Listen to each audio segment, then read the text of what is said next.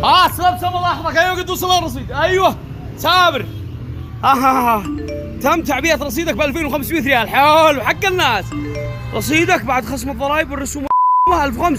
هاي يا عيال الذين، وتم خصم السلفة المياه و1300 سعاية. يا سرق يا عيال الكلب. رصيدك الحالي على وشك الانتهاء. انا ابو صالح. يا عمي سرقوا الرصيد علينا يا شيخ. عيني عينك بسراقه. قد الناس والنكد وعادكم تسرقوهم. يا الله قدوا يوم جنة علينا اليوم.